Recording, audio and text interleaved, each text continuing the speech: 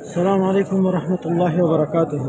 دا ټیم کې یو ریاض الجنه کې راغلو او خصوصي دعاګویو زمونږ مادر علمي ثانیه دیوبند جامعه کوړه خټک باندې چې کومه دماکه شوې ده چې کوم پکې شهیدان شول حافظ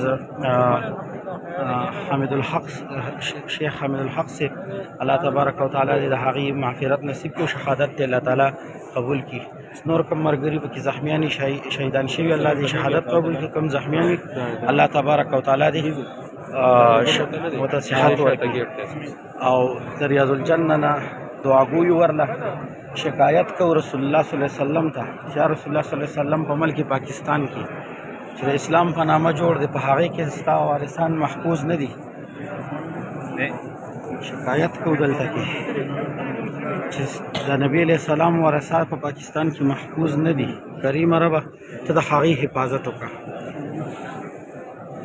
نن یوازې دا لومبۍ دغه نه ده، د دې نه مخکې هم د دوی والد محترم شیخ سمیع الحق صاحب هغه هم ډېر په بېدردۍ سره شهید شوی.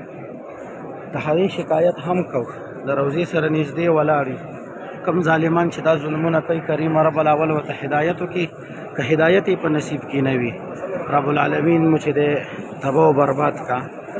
الله تبارک و تعالی دې د دې ملک پاکستان نه تاسو ورک کړي چې کوم د دین اسلام دشمنان یې، کوم چې زمونږ د علماء کرامو د دین اسلام دشمنان یې، الله تبارک و تعالی مو د ملک پاکستان نه ورک کا. او کریم رب دې چې دی زمونږ د مساجدو د مدارسو د مراکزو حفاظت وکړي کی. الله رب ذوالجلال دې زمونږ په ملک پاکستان کې امن راوستلی کی. کریم رب دې باقی خیر را پیښ کی. الله رب ذوالجلال دې زمونږ ملګری زمونږ خوږ مشر حافظ سلمان الحق صاحب دې ته د زړه صبر ورکړي. ریاض الجنه نه ورته تعزیت کومه او مونږ مسافر یو دعاګو یو ورله د جانان د روضې خوانه. دا هغه محراب دی چې دلته کې حضرت عمر رضی الله تعالی عنہ په دغه محراب کې شهید شوی و. مخکې هغه خواته دی نو د دې ځینو نه د دې مقدسې هاورې نه د ریاض الجنه نه مونږ خپلو شهداو له خپل مسلمانانو له دعاګویو چې الله تبارک و تعالی د هغې شهادت قبول کړي او الله تبارک و تعالی دې زمونږ د علماو د مسلمانانو حفاظت وکړي کی. او الله تبارک و تعالی دې چې زمونږ د عادت په عبادت څخه قبول کی.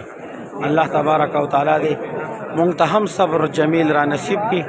زمونږ هم چې د مشران دي